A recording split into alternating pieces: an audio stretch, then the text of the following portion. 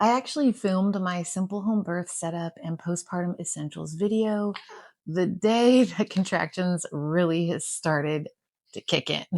On Friday, June 5th, I was 39 weeks pregnant and 3 days, and I still had, well, I thought I still had a little time left, maybe even several days. But I started timing contractions around 8:30 p.m. that night, and labor got really serious around 12:30 a.m., 12:30 in the morning. And our daughter, Daniella Josephine, was born at home at 2:20 in the morning. So today I wanted to share just a simple story of how labor started, what that day looked like for me, and how our third home birth unfolded. Hey there, I'm Ashley Harvey. I'm a wife, homeschooling mom, strength training enthusiast, and the host of the Reps and Redemption podcast. Here on this channel, I share faith, fitness, motherhood, homemaking, and real life through every season. This was our fourth baby and our third home birth. And honestly, it was one of the most peaceful birth experiences that I have had thus far. I'm going to run through kind of what the day looked like on Friday, the day before she was born. I woke up that morning feeling pretty normal, but also I had a slight urge to get things done. I was 39 weeks and 3 days pregnant, like I said, and still moving around, taking care of things around the house, spending time with my other kiddos, and I batch recorded several videos for this channel, put away a bunch of laundry, especially in my girls' room because it was a mess. And then I did a big Costco run with all of the kids. If you know that that's a workout, you know. And we got home around 7:30 p.m.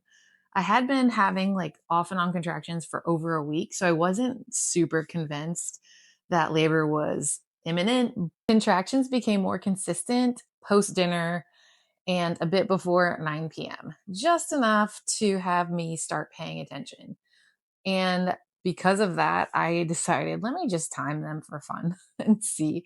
And I think I timed over 20, which is the most I had in the last week or so. So my husband and I went about our nighttime routine of dinner, cleanup, getting our kids upstairs for brush teeth and bedtime. It was a little bit of anxiety there because I was like, oh, I better get ready. And my daughter, my 9-year-old daughter, Azariah, would say, Mom, is it time for like the last few weeks? And this time I said, I think so. I tried to lay down about 11 p.m. My husband was like, just rest. If I need to jump in action, I will get things set up. So I know he wasn't actually feeling very well this day, and for somebody who never gets sick, but I did say, you know what, maybe you should set everything up and then you can close your eyes and I will try to rest during these contractions and see what happens. So he did set everything up, but about 12 a.m., I decided to go downstairs. I remember walking, swaying, breathing through them, leaning on the couch, trying to rest. And I kind of knew something was going on. And I opened my Christian hypnobirthing app and I just started listening to the scriptures of encouragement and praying along with them. And it was definitely going to happen at this point. So I was really thankful my husband had everything ready to go. One thing I love about home births is just how calm and familiar everything is.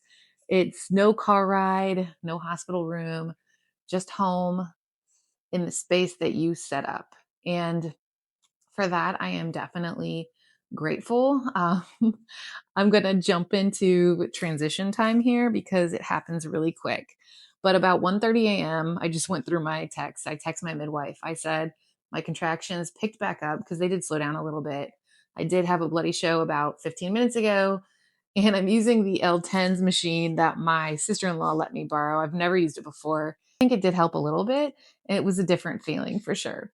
But things intensified rather quickly. I had to become much more focused. As I was downstairs, I know that I was kind of loud. I was trying to not to wake up any of the other kids. And I remember going to my freezer in the garage because my other sister-in-law donated some of her breast milk to us. And surprisingly, I'll do another video on breastfeeding and my challenges with it, and why I'm not breastfeeding my fourth baby. And I will share that with you, and how I've had donors for every child, and how my sister has basically fed every one of my babies, which is absolutely amazing. And I'm forever grateful to her. But I was downstairs getting louder. Things intensified rather quickly. And like I said, I had to become more focused. I decided to go back upstairs after I texted my midwife that message at about 1:30. And my husband did come down to check on me like once or twice, but he was filling up the pool and he knew what was going on. And at some point, you stop thinking and you just start simply working through one contraction at a time.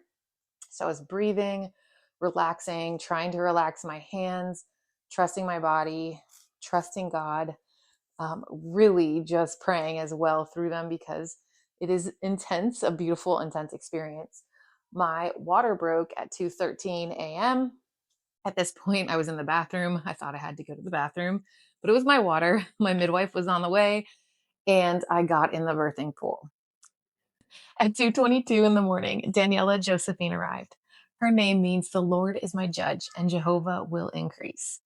It was definitely the Lord, my husband, and our daughter, and seeing her for the first time, that was overwhelming in the best way. It was relief, joy, gratitude, all of those combined, and the reminder that God has carried us through yet another beautiful birth. And I'm so grateful for that.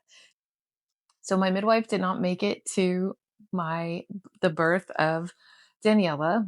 That is to be expected because it happened so quickly. Postpartum season has looked slower than I expected. Lots of baby snuggles, lots of rest, lots of reminding myself that healing is productive too. And honestly, that's probably the biggest lesson I'm learning right now, is to just slow down and enjoy where we're at. And as of today, she is 11 days old. So I'm finishing this video 11 days after I started it. But thank you so much for being here and allowing me to share a little piece of our story. If you're a mom preparing for home birth or for just birth in general, I hope this encourages you to trust the process, trust your body, and lean into God's peace and his presence.